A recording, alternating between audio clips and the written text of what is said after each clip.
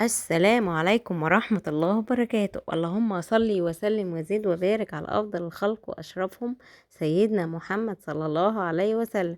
ازيكم يا بنانيت؟ عاملين ايه اخباركم؟ وحشتوني وحشتوني وحشتوني بجد كتير جدا. عاملين ايه؟ يا رب تكونوا بخير يا رب، واسمع عنكم سمع خير. وشكرا شكرا شكرا لكل حد فكر فيا وكتب لي كومنت وكتب لي حاجة حلوة زيه. وشكرا للناس اللي كاتبالي على الخاص، بجد ده شرف ليا. معلش حقكم عليا. مش انا اللي كنت برد الايام اللي فاتت، كانت بنوتي.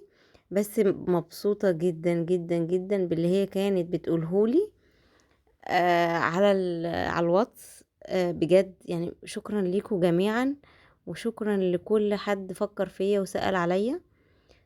ده شرف ليا والله العظيم بجد ان انتوا في حياتي. ربنا يديم المحبة بينا يا رب، اللهم امين يا رب العالمين. بجد انا مش عارفة ايه الحب، كمية الحب اللي معاكوا دي. مش عارفة اقول ايه والله، ولا اقول ايه، بس اكيد اكيد كلامي طالع من القلب، فاكيد هيوصل قلبكم على طول. عايزة بس اقول لحد معانا متابعة معايا. دي اختي طبعا، دي شرف ليا والله ان هي في حياتي ودخلت حياتي. آه، هي لسه والدة قريب، ولدت بنوتة زي القمر، زي العسل زيها يا رب. يا رب يجعلها من الصالحين، اللهم امين يا رب العالمين. حبيت ابارك لها، ده ما بتسيبليش ولا فيديو وما بتسيبليش حاجة، يعني لو غبت بس كده ما بتستناش.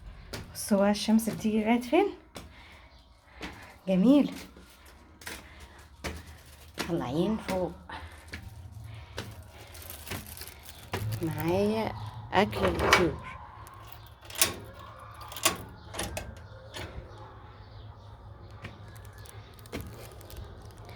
افتح البوابة.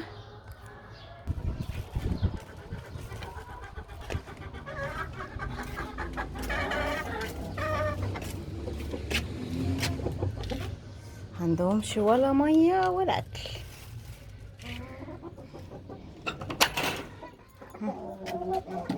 يلا يلا يلا اخرجوا. اللهم صل على النبي، الله اكبر. حطيت لهم العش ده. العش ده انا كنت جايباه من ملموم كده من عند حمام، وبياكلوا بقى الاكل اهو. اللهم الف هنا وشفا على قلبهم. والميه حطها، الميه المره دي هحط ان شاء الله باذن الله. دلوقتي هحط خل بقى، هحط حبه خل مضاد للسموم. لا هم اتعالجوا الحمد لله، والبيبي بتاعهم تمام وكل حاجه. اللهم لك الحمد والشكر لك يا رب. بس كوقايه بقى هحط ايه، خل في الميه بس.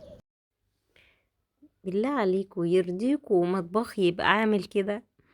ينفع؟ ادي اليوتيوبر اهي، شفتوا مطبخها. كل بنوتة قامت عملت اللي جعانة بقى عملت سندوتشات لنفسها. شفتوا مطلعين التوستر ازاي؟ هشيله. بس الحمد لله الحمد لله ان هم اشتغلوا بال انا بحط في التوستر على طول. نسيت كمان اشيله واحط ايه، آه، احط احط فيه ورق زبدة.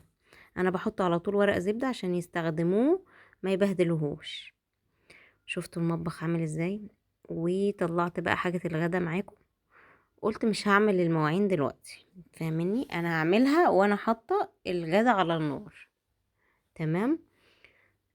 بتنجان. يبقى هنعمل ايه؟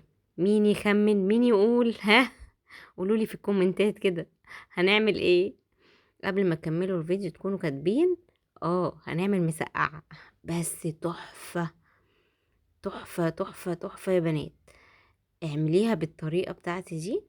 انا عارفة ان في ناس كتير ما بتعملهاش بالطريقة بتاعتي دي، عارفة.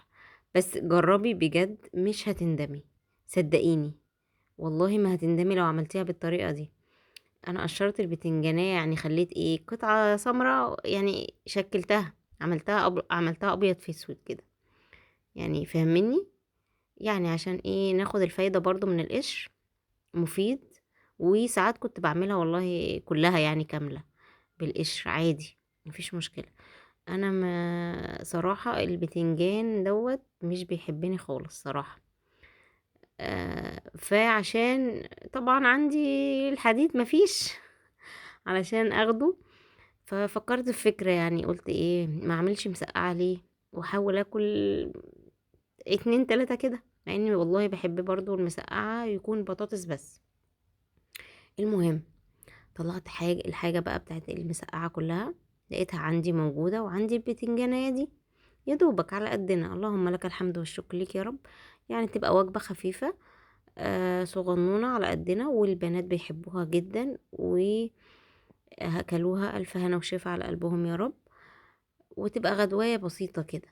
اما الفطار كل واحد بقى خد له سندوتش، انا صراحة خدت لي سندوتش جبنة عشان كان ورايا حاجات كده اعملها، خدتكم معايا بقى برضو حاجة حاجة اهو. تمام. وعشان اخد الدواء كمان بتاعي، لاني انا يعني مش من هواة الفطار يعني. ساعات ايه، ساعات لو اكلت فطار جامد ما خلاص كده، ما ولا اتغدى ولا اتعشى، اقعد عليها يعني. وساعات بقى ايه انا عشان ايه اعرف ايه اتغدى كويس. المهم حطيت طاسة ورا، وطلعت بقى الزيت اللي انا بحطه في التلاجة اهو. دي احلى حاجة لحفظ الزيت يا بنات، الزيت اللي هو بيقلل البطاطس. تمام. بتقلي فيه مرة اتنين وخلاص يعني. دي احلى حاجة انا توصلت لها. بحطه في برطمان الازاز دوت، برطمان الازاز ده بتاع الصلصة، بغسله وبخليه حاجة زي كده. وبروح حاطة ايه الطاسة اول باول، ما عنديش طاسة للقلي معينة يعني، فاهمني؟ وده احلى حاجة.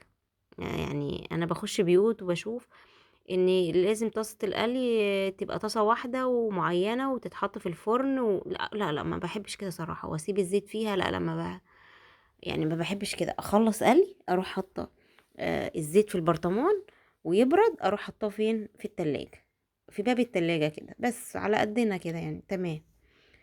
والحلة دي بقى اعملوا بقى المسقعة بالطريقة دي، والله العظيم ما هتندموا، انا بحلف لكم وعن تجربة.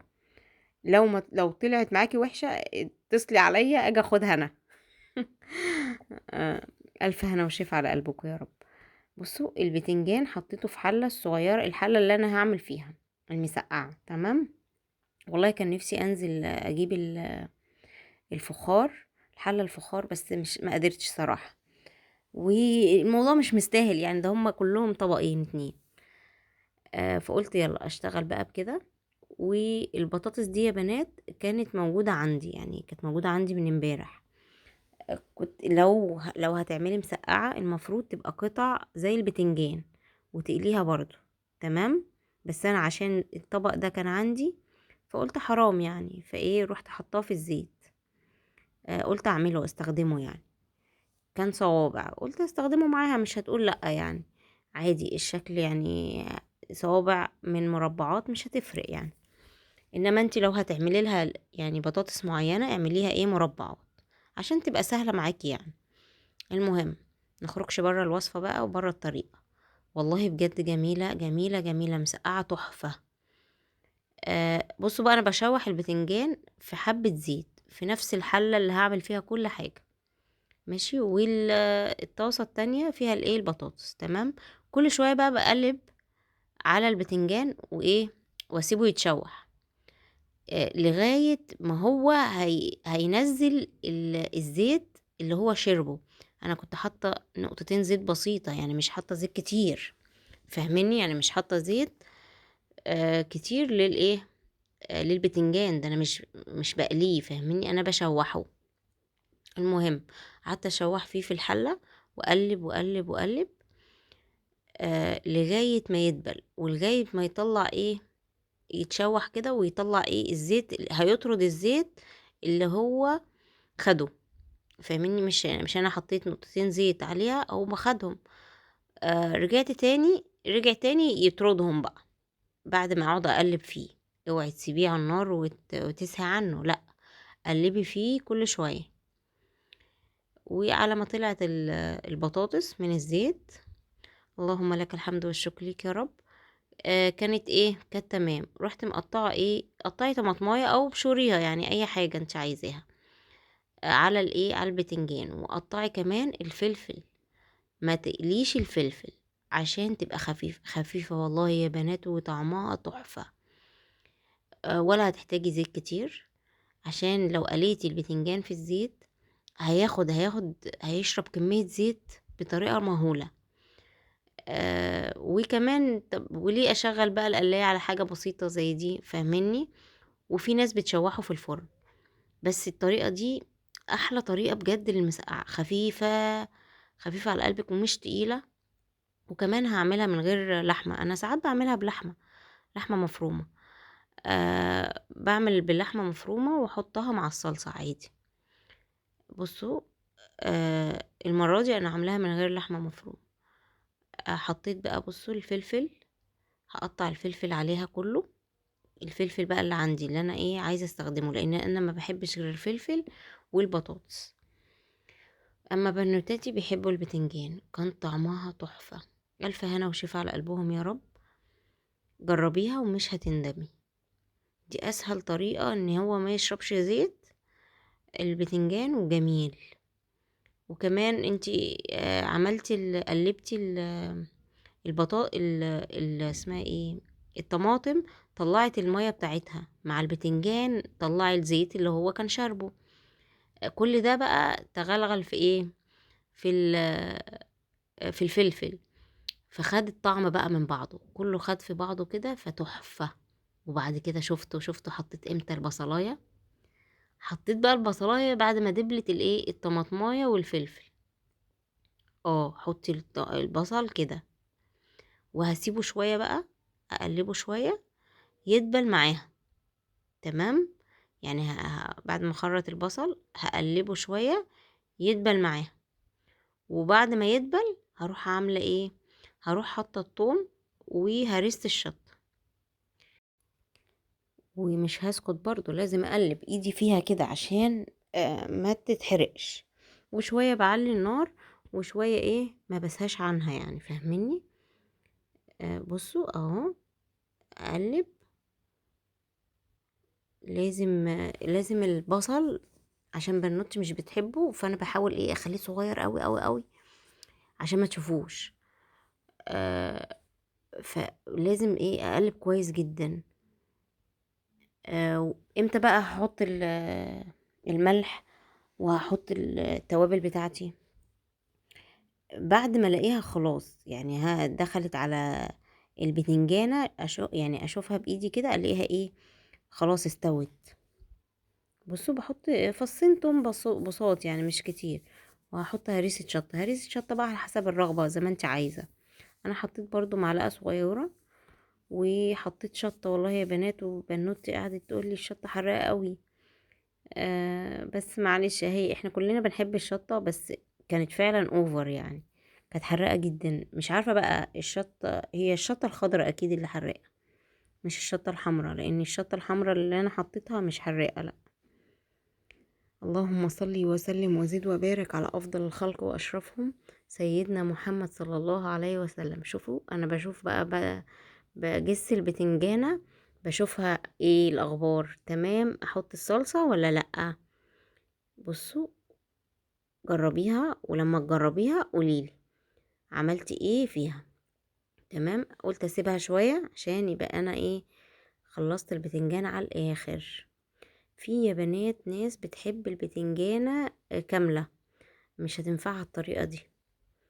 بصوا بقى دلقت عليها ايه، كم معلقة صلصة كده عندي، وقلت مش مستدعية ان انا احط معلقة. يعني كنت هحط لو كنت عايزة صلصة تاني، كنت هحط معلقة ايه، صلصة من البرطمان.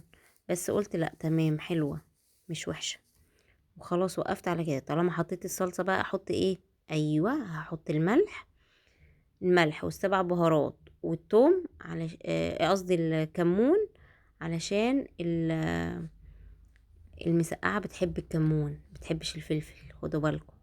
حطيت كمون، 7 بهارات، وكزبرة الناشفة اساسي، وتوم بودرة وبصل بودرة بس، ما حطيتش حاجة تاني. جميلة يا بنات، جميلة. بصوا، من هنا لغاية فين هقول لكم. لسه ده لسه في مواعين هتتعمل وهنظبط، هنطرقع الدنيا. ده يومي طبيعي والله يا بنات. وخلصنا المواعين وغسلت الحاجة وخلصت كل حاجة. وبعدين بنتي جت من المدرسة، غرفت انا وهي وكلنا. الف هنا وشفا على قلبنا يا رب. بصوا بقى، حطيت البطاطس عشان كده كده خلاص الطماطم متسبكة وتمام وكل حاجة، وقلبت شوية صغنونة وسبتها حاجة بسيطة بس على النار لغاية ما البطاطس تاخد بس من الايه، من طعم الاكل، الطماطم والحاجة بس. وبعد كده حطيت، جبت تورلي. ايوه، جبت التورلي ده لقيته كبير، قلت لا كتير عليها، كبير عليها. رحت جايبه الايه، التورلي الصغير.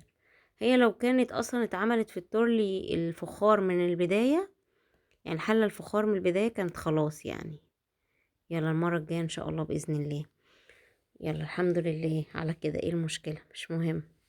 هو اللي هنا غنى يعني، مش مشكله. الموجود هنا غنى عني عن اللي تحت، مش مشكله، مش مهم. ايه المشكله؟ كل حاجه هتمشي، كل حاجه هتعدي، كل حاجه هتبقى طعمها حلو طالما عاملاها حاجه بحب وراضية عنها. والله بجد هتاخدي احلى حاجة. بصوا يا جماله يا جماله. تعالوا كله بقى معانا والله بجد. انا بقى حطيته في الفرن وسبته على ما ترن عليا بنوتي تقولي انا جايه من الدرس. اروح ايه، اروح مولعه الفرن بقى. ما ولعتش الفرن، وانا ولعت اللي فوق بس، ما ولعتش من تحت. الشياطه ما ولعتش بصوا بقى، المواعين اللي قبل كده انا اشوفه غسلاها وحطها فين، ما يخلصوها وتمام جدا. الفقرة المواعين دي بقى انت كنت مشتاقين ليها قوي قوي قوي. المواعين دي بتغسلني من جوه، بتغسلني. اما بشوف الحوض فاضي يا سلام، احلى حاجة المواعين. الحوض فاضي وسبت الغسيل فاضي، هما دول مهام البيت اصلا. ربنا يديمهم في حياتي يا رب، ويفضلوا سوري يعني، يوسخوا ويعملوا وانا اوضب وراهم. يا رب يديمهم نعمة في حياتنا يا رب، اللهم امين يا رب العالمين. بجد حبي كل حاجة معاكي. حبي كركبة ولادك، حبي آه نتش ولادك، حبي اللعب معاهم. حبي العيل لما بس بيقول ولا بيتعب شوية، بجد بتبقى صعبة، بتبقى صعبة. بتقولوا له قوم قوم والعب واعمل، بتبقى عايزاه يقوم تاني، يعني العب ويتنطط ويعمل. فيعني حبي كل حاجة حواليكي، يعني حاولي تحبي. آه اللي يجيلك زي ما بيقولك، اللي بيجيلك الغصب خده بجميلة. بجد لما هتروح منك حاجة زي كده، انت نفسك هتقولي ايه ده، انا كنت فين؟ يعني مثلا لما تذاكري مع اولادك، بجد انت مفتقدة المذاكرة مع اولادك دي. انا اعرف ناس من بره وكده، يعني عندهم ناني، وهي قاعدة على التليفون على طول مفيش حاجة بتعملها يعني كده. لا بقول لها لا لا لا، بجد انت فايتك كتير، فايتك كتير كتير كتير. البيبي وهو بيعيط، البيبي وبتغيري له، لا لا فايتك كتير بجد، حرام عليكي. والله بقعد اقول لها كده، يعني ازاي انا ده بعيش طفولتي معاهم. برجع تاني لايامي. انما لما بيكبروا بقى بصراحة، يعني هو بيبقى عبء برضو شوية صغننين، بس الواحد بيبقى حابب حاجة زي كده. آه ربنا يرزق كل مشتاق بالذرية الصالحة يا رب، اللهم امين يا رب العالمين. يا رب يرزق كل مشتاق بالذرية الصالحة، ويحسوا بطعم وألذ ما عندهم يا رب، اللهم امين يا رب يا رب، بحق جاه النبي. ما تخرج حد من الفيديو وهو سامعني غير وانت رزقه يا رب، اللهم امين يا رب العالمين. ويا رب اللي عنده اطفال يرزقهم يا رب، اللهم امين يا رب العالمين. ببرهم دنيا واخرة، اللهم امين يا رب العالمين. المهم بقى احنا خدنا من هنا لهنا لهنا لهنا، وخلصنا المواعين بسرعة، ودردشنا واتكلمنا كتير. بصوا بقى، اول مرة اعمل معاكم، بقالي فترة عملتش بوتاجاز معاكم. بصوا، اهم ما في الموضوع ان انتي ان انتي بعد ما تدعكي الحاجة كويس وكل حاجة، اهم حاجة شفتوا؟ الفوطة والتلميع اهم ما. الاستانلس لازم يتلمع. ما لقيتهوش بيلمع قوي، تروحي عامله زي ما انا قلت قبل كده، معلقه خل وتروحي حطاها وعاملاه. ما عندكيش خل مثلا، معلقه زيت وتحطيها على المنديل وت وتمسحي بيها البتاع، هيبقى زي الفل وزي القشطه. بجد يعني انا مبسوطه جدا ان انا البوتاجاز بتاعي نضيف كده، بحبه كده قوي. طبعا بقى خلصت حاجتي وخلصت مواعيني، وما خرجتش من المطبخ غير لما خليته قشطة وفلة وشمعة منورة. صح صح. لقيت العصر أذن بقى، وبنوتي لسه ما جاتش. عايزة اقول لكم انا كنت مبدعة هنا، ده انا بصوا، اهم حاجة بقى نمسح الحوض ونمسح حاجتنا. لقيت العصر أذن، اسكت؟ ما اسكتش. انا بذكركم بس يا بنات، انا عارفة ان انتوا كلكم الحمد لله اللهم لك الحمد بتصلوا. وبعد الصلاة بنوتي جت، وده بقى كان الغدا بتاعنا. تعالوا اتغدوا معانا. انا طلعت السفرة فوق، حوارها بعدين في فيديو جديد ان شاء الله بإذن الله. اتمنى الفيديو يكون خفيف على قلبكم. باي، في حفظ الله يا بنات.